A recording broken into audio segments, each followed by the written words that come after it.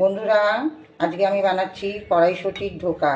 কড়াইশুঁটি দিয়ে এত রকম তরকারি খেয়েছি, কিন্তু কড়াইশুঁটির ধোকা খাওয়া হয়নি।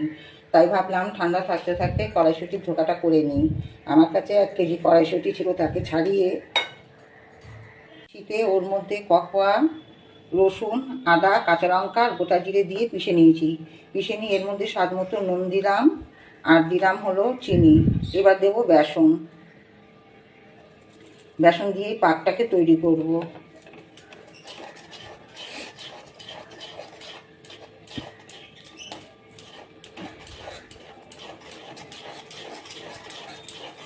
কড়াইশুঁটি পিষলে একটু জল জল জল হয়ে যায় বলে এটা পাকটাকে তৈরি করার জন্য একটু বেসন দিতে হয়।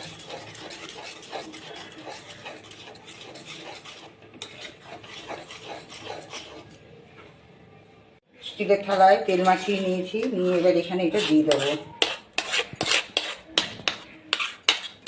সমানভাবে রেখে একটা বড় কড়াই নিলাম, কড়াতে জল দিলাম। জল দিয়ে এই ঝিকটাকে বসালাম, বসিয়ে এর মধ্যে থালাটা বসাবো সেদ্ধ হওয়ার জন্য। থালাটা বসিয়ে দিয়েছি, দিয়ে এবার চাপা দিয়ে দেবো 15 থেকে 20 মিনিটের জন্য।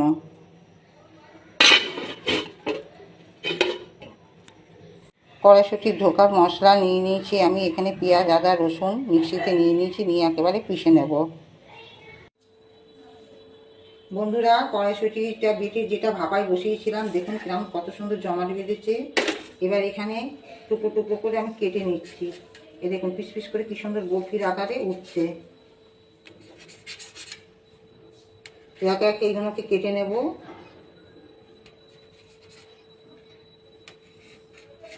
তারপর এটা আপনি ভাজলেও হয়, না ভাজলেও হয়। এটা ভেজেও অনেকে তরকারিতে দেয়, আবার না ভেজেও এরকম ভাপাটাই পুরো তরকারিতে দেয়। এখানে মশলাটা নিয়ে নিয়েছি আমি। এখানে আলু কেটে রেখেছি। স্কিপ না করে ভিডিওটা সম্পূর্ণ দেখবেন। কড়াতে তেল দিয়ে দিয়েছি বন্ধুরা। তেল গরম হয়ে গেছে। এবার মিডিয়াম আঁচ করে একটা একটা করে ছাড়ছি ধোকা।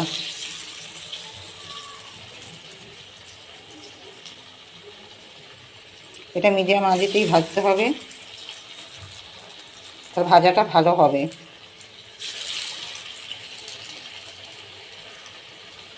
বেশি দেবো না, দুটো দুটো করেই ভাজবো।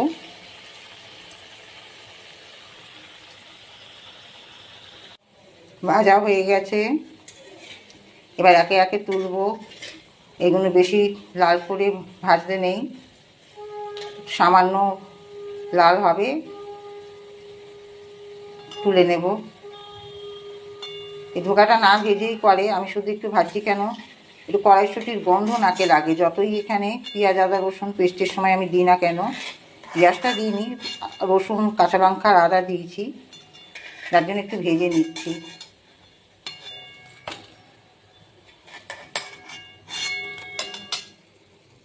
একে সব ধোকাগুলো ভেজে তুললাম। এবার কড়াইতে ফোড়নে দেবো সাদা জিরে আর শুকনো লঙ্কা দিয়ে এখানে ডুমো ডুমো করে আলু কেটে রেখেছি।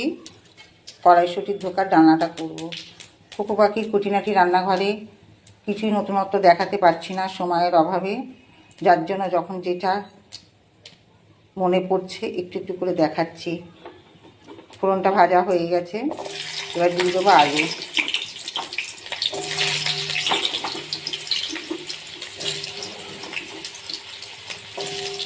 এগুলো ভাজা হয়ে গেলে তারপর মশলা দেবো। লাল লাল করে আলুগুলো ভেজে নিয়ে মশলা দেবো।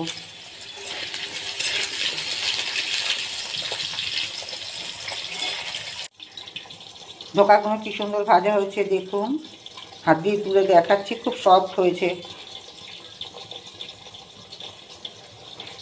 যখন বেসনটা দেবেন ব্যাটারটাতে, বেসনটা বুঝে দেবেন। বেসনটা বেশি হয়ে গেলে শক্তও হয়ে যাবে আর খেতেও টেস্ট লাগবে না।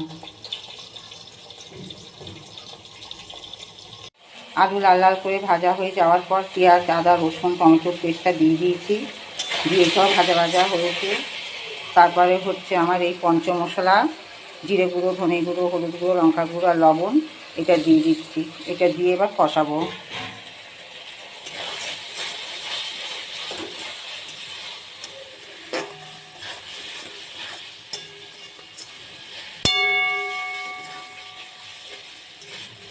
একটু লাগবে জল। মিক্সির বাটিটা ধুয়ে জল রেখেছি, এই জলটা একটু দিয়ে দেবো, দিয়ে কষানো হবে। মিক্সির বাটি ধুয়ে আমি সবসময় জল দিই যাই রান্না করি, মিক্সিতে মশলা করলে। আগেকার দিনে মা ঠাকুমারা শিলনোড়ায় যখন মশলা করতেন তখন শিল ধোয়া জলটা রান্নাতে দিতেন। জিজ্ঞাসা করতাম যে এটা কেন দিলে, বলতো রান্নাতে নাকি টেস্টটা খুব বেশি হয়। সেটা মাথায় আছে, যার জন্য এখন যেহেতু মিক্সিতে মশলা করা হয়, শিলনোড়া উঠেই গেছে, যার জন্য এই মিক্সির বাটিটা ধুয়ে একটু জল দিই আমি, টেস্টটা ভালো হওয়ার জন্য।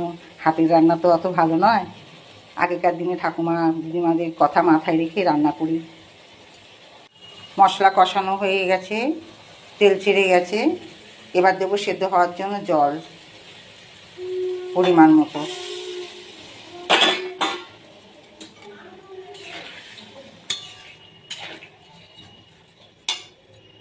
ধোকার তরকারি আমার রেডি।